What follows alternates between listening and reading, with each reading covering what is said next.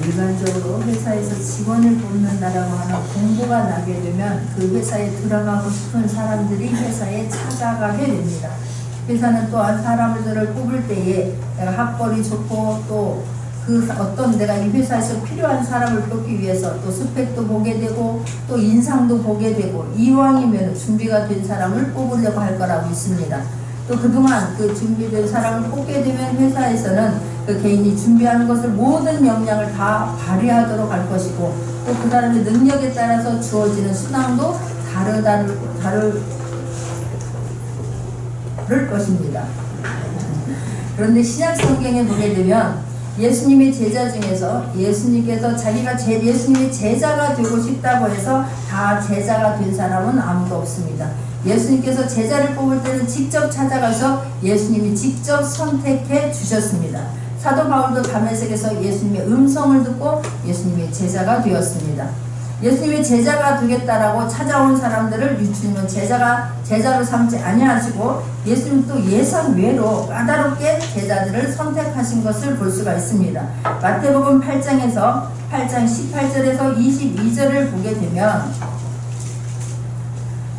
예수님께서 가시는 곳마다 큰 기적과 이적이 나타나게 되니까 수많은 사람들이 예수님을 따랐습니다. 그 중에서 오늘 이 19절에도 보게 되면 마태복음 8장 19절에 보게 되면 한 서기관이 나와 예수께 말씀하되 선생님이 어디로 가시든지 저는 쫓으리이다 랍니다.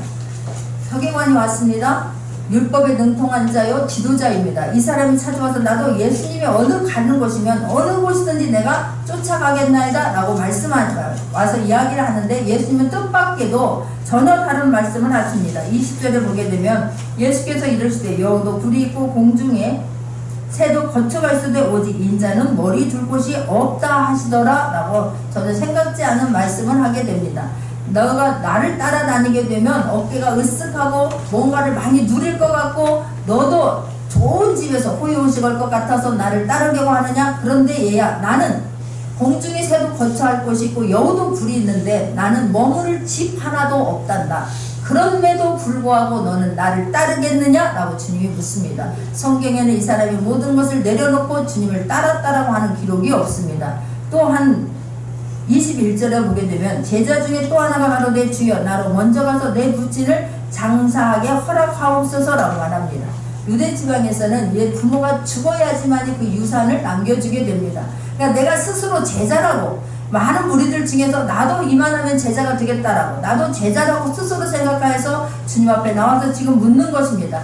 나로 먼저 가서 내 부친을 장사하게 허락하옵소서. 그런 후에 내가 주님을 따르겠습니다 라고 하는 거예요. 아버지가 지금은 살아계시니 지금은 따라갈 수가 없고 아버지가 돌아가시고 난 후에 내가 유산을 받게 되면 그 후에 내가 주님을 따르겠습니다 라고 말하는 거예요. 그러나 이 사람도 그래도 주님을 말씀합니다. 예수께서 가라사대 죽은 자들로 저희 죽은 자를 장사하게 하고 너는 나를 쫓으라. 그거는 그 세상 사람들이 하는 방법이고 너는 지금 나를 따를 수 있겠느냐? 그러나 이 사람 성경에서 그 모든 걸 내려놓고 주님을 따랐다라고 하는 기록은 없습니다. 그럴 때 왜 주님은 내가 제자가 되겠다라고 내가 따르겠다라고 하는 사람이 아니라 주님은 직접 찾아가셔서 주님의 제자를 삼는데 그렇다면 주님은 어떤 사람을 제자를 찾는가라고 하는 것을 오늘 본문을 통해서 알고자 합니다. 오늘 9장 1절을 보게 되면 9장 9절을 보게 되면 예수께서 거기서 떠나 지나가시다가 마태라 하는 사람이 세관에 앉은 것을 보시고 이르시되 나를 쫓으라 하시니 일어나 쫓으니라 라고 성경은 말씀하고 있습니다. 세리를 찾아가서 너는 나를 쫓으라 나의 제자가 되겠느냐 라고 주님이 찾아가셔서 말씀하는 것을 볼 수가 있습니다. 서기관이라고 하는 그런 지도자가 율법에 능통한 자가 와서 나이가 주님의 제자가 되겠습니다 라고 했을 때는 거절하신 주님께서 다른 사람들이 죄인이라고 그 사람과 함께 앉아서 밥 먹는 것도 함께 나누는 것조차도 그 사람 그런 자리조차도 싫어하는 그런 사람을 주님은 찾아가셔서 너가 나의 제자가 되겠느냐 라고 주님 말씀하시는 것을 볼 수가 있습니다. 그러니까 예수님은 사람을 취할 때에 결코 외모를 보지 않는 것을 우리가 알 수가 있습니다. 예수님은 중심을 보시고 그 제자를 찾으시는 것을 볼 수가 있습니다. 예수님은 학벌이나 어떤 지위나 경험이나 또 재산 등을 통해서 그것을 보면서 제자로 선택하지 않으셨습니다. 12제자를 보더라도 그 하나같이 학벌이 좋아서 가문이 좋아서 예수님을 제자로 삼은 것이 아니라 대단한 사람은 없습니다. 갈릴리 사람들이었습니다. 외곽인 지역에 살았던 사람들이었습니다. 지금 오늘 본문에 나오는 것처럼 사람들이 세리, 마태와 같은 사람을 제자로 삼아 주셨습니다. 그러니까 예수님이 사람을 선택하는 방법은 세상적으로 사람을 선택하는 방법과 조금 다르다는 것을 볼 수가 있습니다. 오늘 세리가 나오는데, 세리라고 하는 사람은 어떤 사람입니까?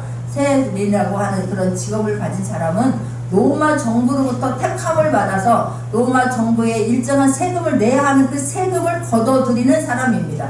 근데 그 세금만 걷어들이는 것이 아니라 더 많은 세부적인 요항을 정해서 많은 돈을 걷어들여서 자기가 그 돈을 착복한 사람들인 거예요. 그러니까 유대인들은 그들은 너희들 계명에 보면 도적지 말라 그랬는데, 너희들은 우리들 것을 도적질해서 너희 배를 불린 사람들이 아니냐. 그러니까 너희들은 죄인이다 라고 그들을 죄인으로 인정하고 도적이다 라고 인정을 하고 이들을 사람 대접을 해주지 않는 사람이라는 것입니다. 그런 사람을 왜 그러면 예수님은 제자를 삼아 주셨을까? 이 죄인도 마태처럼, 우리 죄인도 마태처럼, 지금 마태는 죄인이라고 사람들이 다 치부한 사람 아닙니까? 인정해버리는 사람 아닙니까? 만나주지 않는 사람 아닙니까? 그러나 이런 죄인도 예수님은 부르셔서 이 죄인도 예수님을 만나면 자유함을 받게 되고 하나님의 자녀가 된다라고 하는 것을 지금 마태를 통해서 보여주시는 것입니다. 너희들도 나도 나는 죄가 없었다라고 하는 사람 아니고, 하나님 나도 죄인입니다. 그러나 마태처럼 나 같은 죄인도 마태를 통해서 보니까 나 같은 죄인도 주님 앞에 나갈 수가 있겠구나. 나도 주님을 만나면 하나님의 자녀가 되겠구나. 이런 가능성을 보여주기 위해서, 그리 된다는 것을 샘플로 보여주기 위해서 마태는 죄인들의 소망이었습니다. 첫 열매였습니다.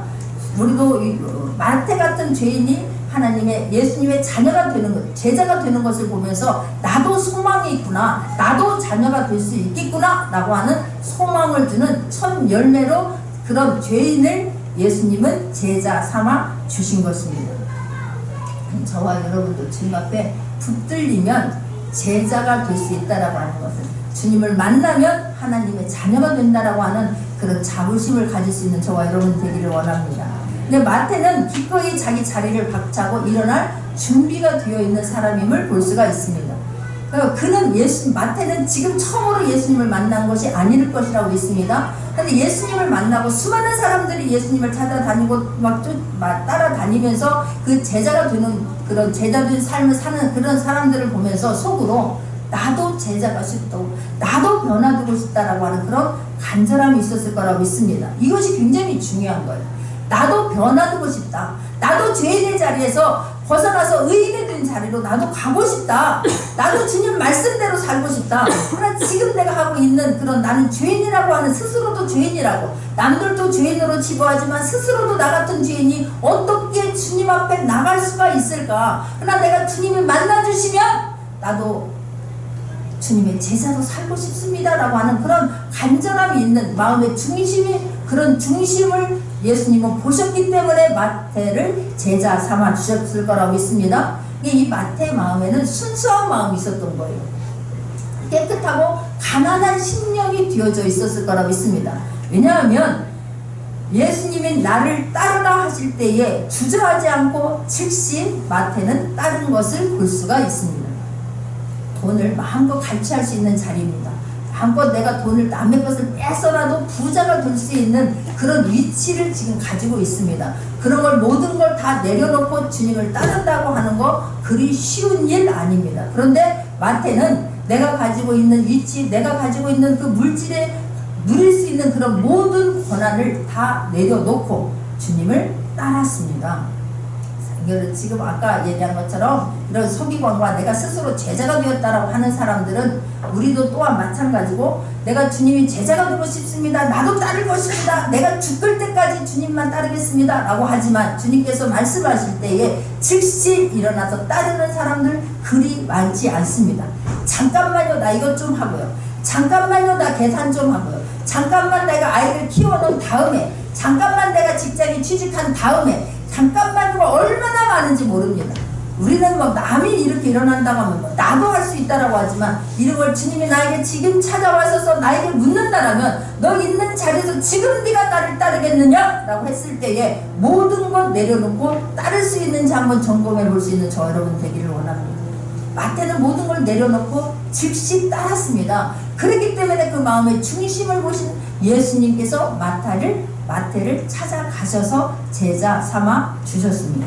10절에 보니까 예수께서 마태의 집에 앉아 음식을 잡수실 때에 많은 세리와 주인들이 와서 예수와 그 제자들과 함께 앉았더니 할렐루야. 마태가 그런 죄인이 주님 앞에 나와서 제자들과 변화된 것을 보면서 변화되겠다고 주님 앞에 가서 그런 당당한 그런 모습을 보면서 수많은 예수님이 원하셨던 게 바로 이 마음쯤인 거예요.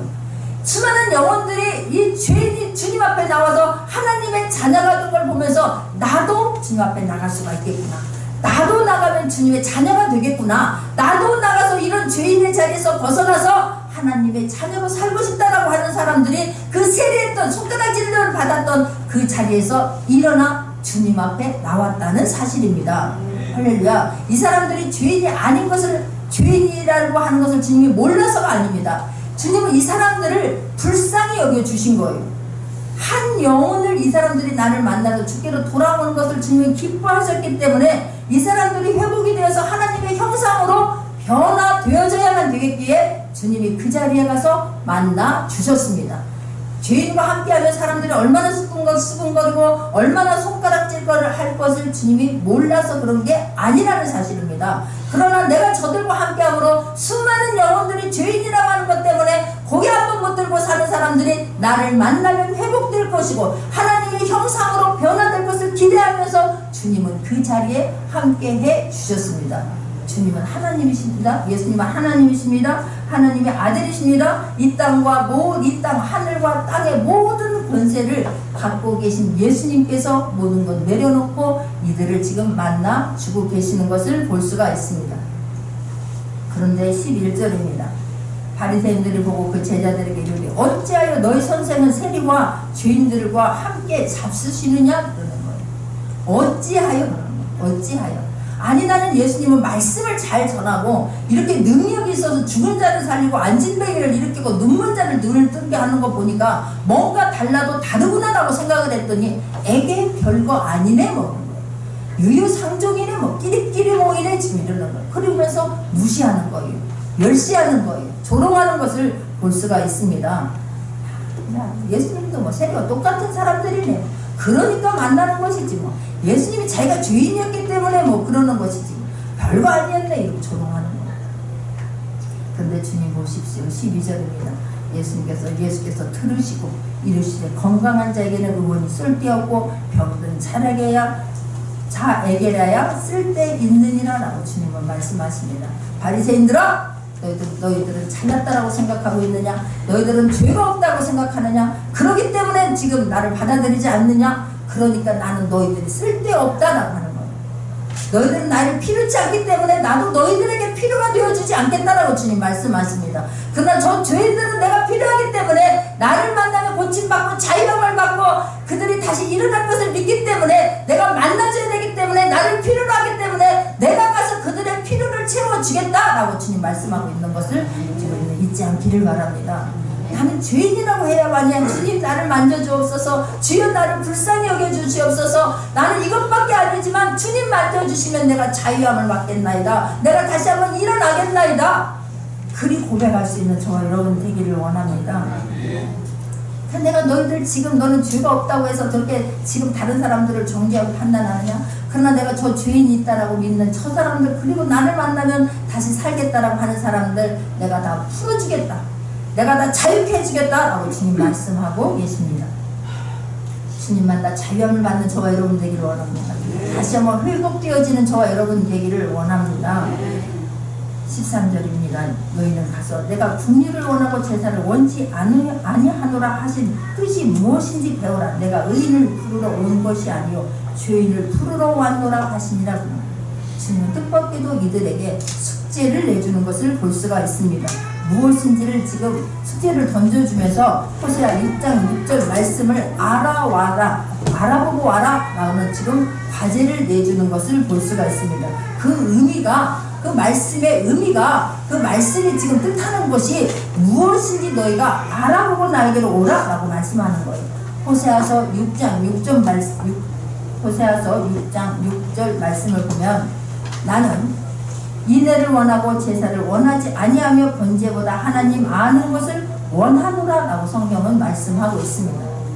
나는 그냥 인애를 원하고, 나는 사랑을 원하고, 사랑 베풀기를 원하고, 너희들 죄인이었지만 그 죄인된 삶에서 너희들이 나와서 자유함을 받기 위해서 내가 하나밖에 없는 내 아들을 죽일 만큼 내가 너희들을 사랑하고, 내가 그 사랑을 원하는 것이지, 너희들 그것을 내가 뭐 번제를 드리고 제사를 드리고 내가 이만큼 했으니까 의롭지 않습니까? 내가 이만큼 드렸으니까 됐지 않습니까? 내가 그러는 것을 원하지 않는다라고 주님 말씀하고 있는 것을 볼 수가 있습니다. 내가 죄인들이 나와서 나한테 와서 하나님 나를 만져주시옵소서라고 했을 때 그들을 내가 자유하게 해주기를 원하는 것이지, 풀어주기를 원하는 것이지, 내가 그들에게 다른 어떤 것을 원하는 게 아니다라고 주님 말씀하고 있습니다. 그러니 제사장들아, 너희들도 그 죄인이, 수많은 죄인이 너한테 와서 그 문제를 가지고 왔을 때, 네가 그 문제를 가지고 하나님 앞에 고했을 때 그들이 자유함 받기를 너희들은 원해야 되는 것이지, 그들이 문제 가지고 온다고 해서 힘든 사람 온다라고 해서 왜 왔느냐라고 말하면 너희들이 되겠느냐라고 하는 거예요. 너희들이 그들을 정죄하고 너희들이 그들을 판단하면 되겠느냐라고 주님은 바꿔서 말씀해 주십니다. 병원에 있는 의사라고 하면 수많은 사람들이, 아픈 사람들이 와서 치료를 받아야 그게 정상 아닙니까? 변호사라고 하면은 수많은 문제 있는 사람들이, 죄 있는 사람들이 그 문제를 가지고 와서 상담하고 해결을 해줘야만이 그 변호사가 제대로 역할을 감당하는 거 아니겠느냐 말입니다. 그렇다면 나도 이 수많은 문제 있는 사람들, 늘 자유가 없는 사람들, 눌려있는 사람들, 억압받고 있는 사람들을 나를 만남으로 내가 그들을 해방시켜 주는 것이 내가 할 일이 아니겠느냐, 그들을 사랑의 눈으로, 사랑의 손으로 내가 보듬어 줘야 되는 것이 내가 할 일이 아니겠느냐 라고 지금 주님은 말씀하고 있는 것을 볼 수가 있습니다. 예수님은 겸손한 자를 찾으십니다. 하나님을 사랑하는 자를 찾으십니다. 예수님은 지금도 나는 주님 앞에 나가서 주님 뜻대로 살고 싶은데 나 같은 죄인이 가도 되겠습니까? 나 같은 죄인이 주님 앞에 나갈 수 있는 자격이 있을까? 주님, 나도 나가고 싶습니다. 만나고 싶습니다. 그러나 내 죄 때문에 못 나갑니다. 주님, 이런 사람들을 주님은 지금도 찾고 계시다고 하는 것을 잊지 않는 저와 여러분 되기를 원합니다. 주님은 주님을 만난 후에 변화가 되어서 증인된 삶을 살고자 하는 사람들을 지금도 주님은 기다리고 찾고 계시는라고 하는 걸 또한 잊지 않기를 바랍니다. 출애굽기를 보게 되면 조각목을 사용하여서 성막에서 사용하는 진설병, 금양당, 언약궤를 만들게 하시는 것을 볼 수가 있습니다. 성막에서 가장 중요하게 여기는 성전 기물을 만드는데 조각목을 사용하셔서 만들고 있는 것입니다. 이 조각목은 가시가 많고 굽어 있고, 또 그래서 굽어 있고 가시가 있고, 그래서 많이 쓰일 것 같지 않는 나무인 거예요. 그런데 이 조각목은 50m, 60m까지 뿌리가 깊게 내리기 때문에 이 가뭄에서도 또한 잘 자라는 나무인데 우리가 씨띠나무라고도 하고 아카시아 나무라고 해요. 근데 우리가 생각하는 우리나라에서 아카시아 이 나무하고 좀 다른 거예요. 이때 이 중동 지역에서 자라는, 이 아랍 지역에서 자라는 이 나무는 씨띠나무, 아카시아라고 하는데 우리나라에서는 아카시아래, 아카시아. 근데 우리도 그냥 아카시아 그러는데 그것과는 조금 다릅니다. 그런데 우리나라 아카시아가 있는 것처럼 가시가 있고 굽어 있고 그렇기 때문에 사람 눈으로 봤을 때는 저게 무슨 얼마나 좋은 재료가 되겠나 이렇게 생각하지 않습니까? 그런데 겉으로는 볼품이었고 곧지 않아서 쓸모가 없을 것 같은 이 나무가 실제로는 조각목은 무겁고 단단하고 벌레가 파먹지 않고 부패하지 않으며 건조해도 뒤틀리지 않아서 이런 어떤 목재로 쓰기에 굉장히 좋은 나무가 조각목이라고 합니다. 하나님께서는 성막을 지으려고 할 때에 이스라엘 백성들에게 너희들 다 재물을 가지고 와서 성막을 짓는 데 필요한 재물이 아니라 재료를 가지고 와라 라고 주님은 말씀합니다. 근데 우리가 생각할 때 금이나 은이나 노시나 어떤 향재료나 이런 걸 가지고 오면 성막을 짓는 데 귀한 자료가 될 것 같지만 조각목을 가지고 와서 도대체 어디다 쓰려고 이렇게 조각목을 가지고 오라고 하셨을까 싶지 않습니까? 그런데 하나님, 이 성막이라고 하는 하나님이 임재하는 장소입니다. 우리가 주님을 만나는 장소입니다. 이렇게 귀한 지금 성막을 짓는 데에 조각목을 쓰라고 하는 것이 조금 이해가 되지는 않지만, 이런데 그 주님은 사람의 외모를 보지 아니하고 중심을 보시는 것처럼 겉으로 보기에는 굽어있고 미약해 보이고 쓸모없어 보이지만 그 안에는 그런 좋은 그런 재질을 가지고 있기 때문에 하나님은 조각목을 사용해서 성막을 짓게 하신 것입니다. 그런데 이 조각목 그 자체를 가지고 하나님이 이렇게 조각목을 사용하는 하나님이시지만, 그 조각목이 하나님이 사용하시는 멋진 성막을 짓는 그런 성전 기물이 바로 되는 것은 아닙니다. 성전 기물이 되어서 멋지게 쓰임 받는 데까지는 과정을 거쳐야만 됩니다. 조각목이 진설병이 되고 번제단이 되고 금양단이 되기 위해서는 과정을 거쳐야 되는데, 첫 번째가 먼저는 잘라져야 한다는 것입니다. 그 자리에 그냥 그 있는 자체 가지고는 번제단을 만들 수가 없다는 것입니다. 있는 자리에서 반드시 잘라져야 되는 거예요. 그곳에 머물러 있어서는 안 된다는 사실입니다. 그 자리를 떠나야지만이 재료가 될 수 있는 거지, 그 자리를 버텨가지고 나 한번 번제단 만들어봐, 이게 안 된다는 사실이에요. 우리 저와 여러분도 잘려라고 했을 때에 잘림을 당할 수 있는 저와 여러분 되기를 원합니다. 주님의 12 제자들은 다 주님이 말씀하시면 즉시 그 자리에서 떠난 사람들입니다. 그 사람들이 그냥 할 일 없어도 먹고 자고 놀던 사람들 주님이 제자 삼지 않으셨습니다. 나에게 맡겨진 그 일 현장에서 최선을 다하여 감당한 사람들입니다. 고기를 잡는다 하면 고기를 최선을 다해서 어부로서의 고기를 잡았던 사람들이고, 요한같이 그물을 깁는 일이면 그에서 최선을 다해서 그물을 기었던 사람들이고, 이 지금 마태와 같이 세리가 되었으면 그 자리에 앉아서 내 할 일들을 최선을 다해서 감당한 사람, 현재 그 일을 최선을 다해서 감당하고 있는 그 사람을 예수님은 제자로 삼아 주셨습니다. 그런데 그렇게 최선을 다해서 내 일을 감당하고 있을 때 주님이 나를 따르라 했을 때에, 아니요, 잠깐만요, 나 집에 가서 우리 아버지 돌아가신 다음에, 잠깐만요, 우리 아이 큰 다음에, 잠깐만요, 나 건강 회복한 다음에, 잠깐만요, 돈을 좀 벌 다음에 말하지 않았다는 사실입니다. 그 자리에서 즉시 주님을 따른 사람들을 주님은 쓰셨습니다. 우리도 일어나라 주님 말씀하시면 일어날 수 있는 저와 여러분 되기를 원합니다. 아브라함에게 그냥 우상의 그런 조상들을 섬기고 있었던 그 갈대아 우리에서 하나님께서 아브라함을 찾아오셔서 내가 너에게 지시하는 땅으로 가라, 갈 바를 몰랐지만 아브라함은 그 말씀에 따라서 떠났습니다. 모세도 마찬가지인 거예요. 40년 동안 장인 이드로의 양을 칠 때에 예수님 떨기나무에서 불이 타는데 나무가 타버려서 없어지지 않는 거예요. 가던 길을 뒤돌아서 와서 보는데 그때에 하나님께서 말씀하십니다. 이곳은 거룩한 곳이니 신을 벗어라 라고 말씀합니다. 그리고 모세야, 너는 다시 애굽으로 돌아가서 내가 너에게 시키는 일을 해야 되겠구나 라고 합니다. 모세는 순종하는 것을 볼 수가 있습니다. 저와 여러분, 어쨌든 주님 말씀하시면 그 자리에서 일어나라, 일어나고 잘려져야 할 때 잘려졌을 때에 주님의 일하심을 하는 보게 된다고 하는 것을 잊지 않는 저와 여러분 되기를 원합니다. 두 번째는 잘라낸 조각목을 모양에 맞게, 조각목은 다듬어져야만이 쓸 수가 있습니다. 대패를 가지고 자르고 모양을 맞추는 거예요. 건재단으로서의 막 그 깎임을 당하고 다듬어져야 되는 거예요.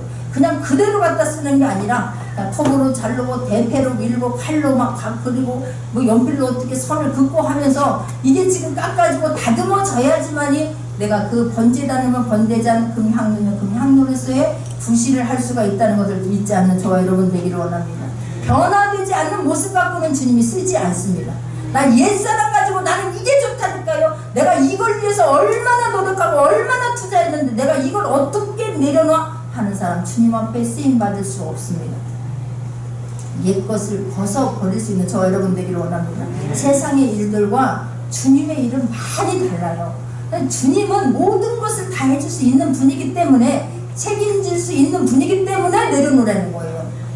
나는 아무런 책임도 할 수 없는데 이거 내려놔, 이거 해 라고 말할 수 있습니까? 주님은 다 해줄 수 있는 분이기 때문에, 다 책임질 수 있는 분이기 때문에 말씀하는 거예요. 내가 좋은 이렇게 다듬어져야만 네가 명품이 될 수 있기 때문에 주님 다듬는 거예요. 그런데 나는 싫습니다. 안 됩니다. 아프다고요. 이러면 그게 되겠느냐? 안 돼요. 안 돼. 주님이 멋진 명품으로 지금 저희와 여러분을 만들려고 주님이 칼을 들었다면 맡길 수 있는 저와 여러분 되기를 원합니다. 하루라도 빨리 변화되어질 수 있는, 말씀에 순종되어질 수 있는 저와 여러분 되기를 원합니다. 주님은 어떤 재료인 것보다 더 중하게 여기는 것이 그 재료가 주님은 깨끗해지시기를 원합니다.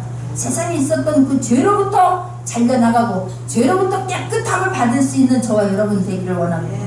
내가 어떤 사람이었는가 보다 저 주님은 더 중요시 여기는 것을 네가 얼마나 변화되었는가를 주님은 보시기 때문에 변화되어지는 저와 여러분 되기를 원합니다. 디모데후서 2장 21절에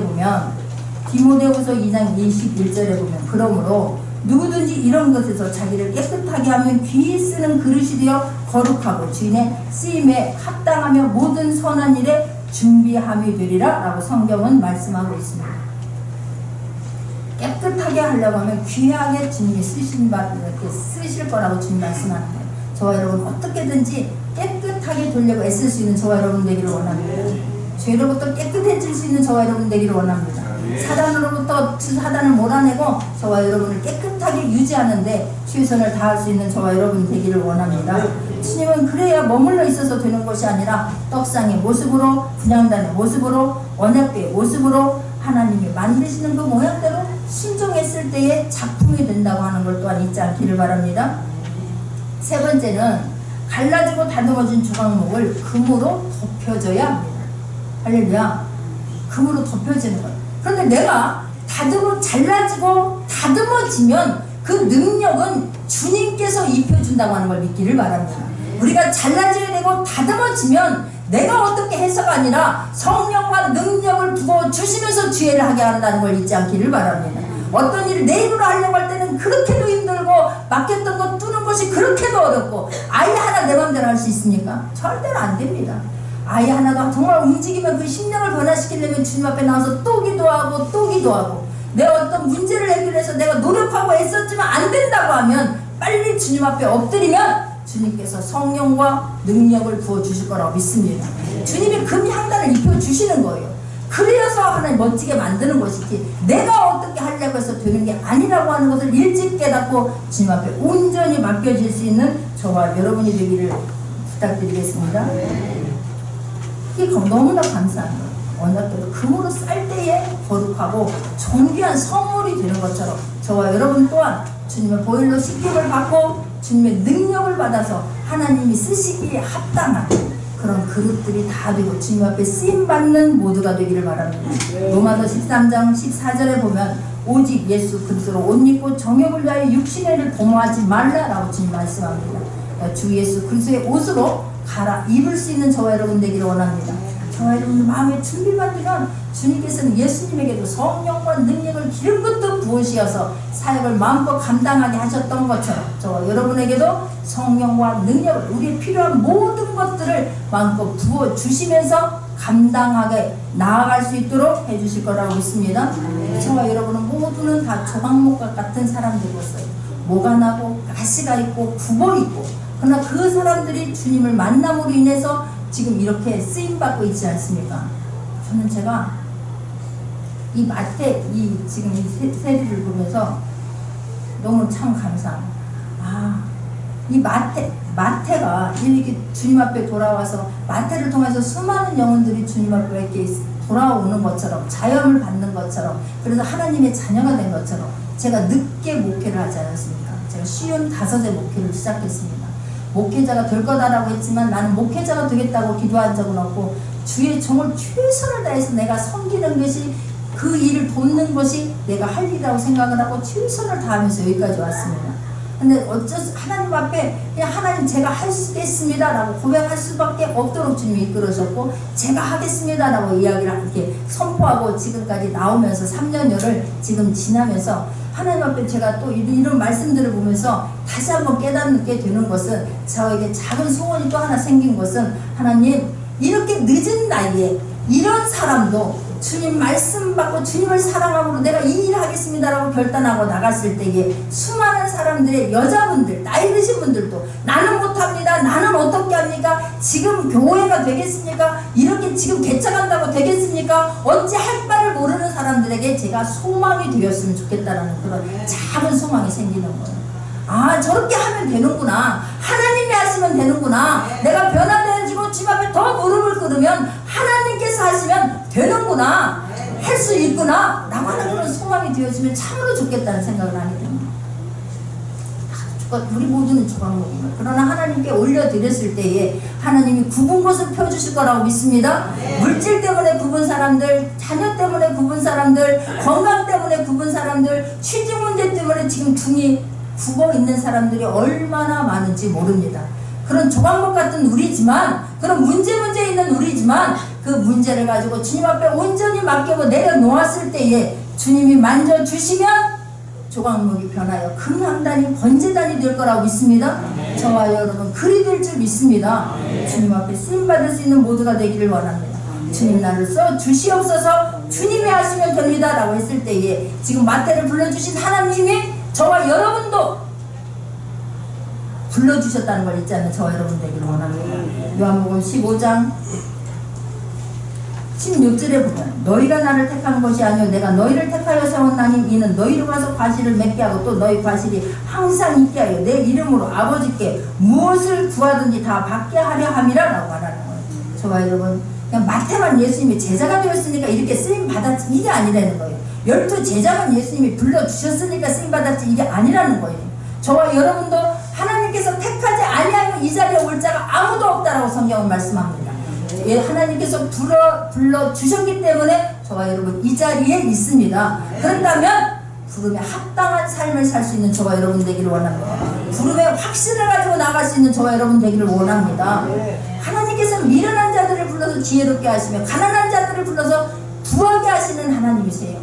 어떤 것도 그러니까 하나님은 나 잘났어, 나 똑똑했어, 나 이만큼 배웠어 이런 사람을 쓰는 게 아니라 하나님 나는 죄인입니다. 나는 부족합니다. 나는 미련합니다. 주님 도움이 아니면 아니 됩니다 라고 하는 사람들을 들어서 지혜로운 자를 부끄럽게 하시고 부한 자를 부끄럽게 하시며 하나님은 이런 하나님이야. 하나님 손에 붙들리면 이렇게 쓰임받는다고 하는 것을 저와 여러분을 통해서 하나님은 나타내 주시기를 원하는 거예요. 증거하기를 원하는 거예요. 그런 증거된 삶을 살아내는 저와 여러분 되기를 원합니다.